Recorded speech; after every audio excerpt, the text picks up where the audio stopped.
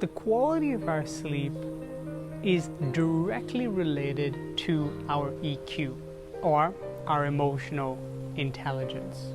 That's a big statement, and so let me break it down a little bit.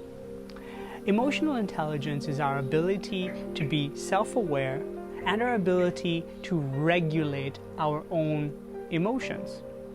On nights where we have not slept well, I think it's somewhat obvious, right, that you're just easily agitated. You snap, you say things that you don't mean, you say things that you may regret, you do things that you may regret. Nights where we're well rested, we're a lot more self-aware. We're able to catch ourselves in the act of reacting, and instead of reacting, we calculate what an appropriate response would be to a situation.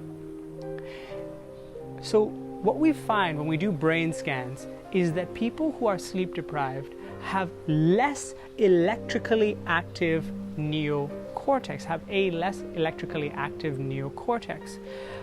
The neocortex is the part of our brain that is associated with language, logic, rationale, right? It's the one that helps us to calculate, to look at advantages and disadvantages, to consider past experiences and how that might relate to now, to consider future possibilities. If the neocortex is active, we can respond appropriately, which is what emotional intelligence is. On nights where we are sleep deprived, I've mentioned, the neocortex is not very active. It's the amygdala which becomes much more electrically active.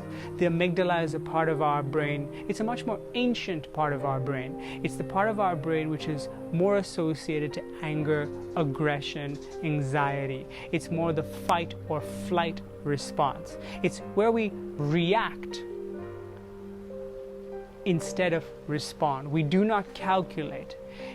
So when I mentioned that we're a little bit more agitated, we're more easily agitated, we're a little bit more foul-tempered when we haven't slept well, it is because our amygdala is a lot more electrically active. And what that does is it reduces our emotional intelligence.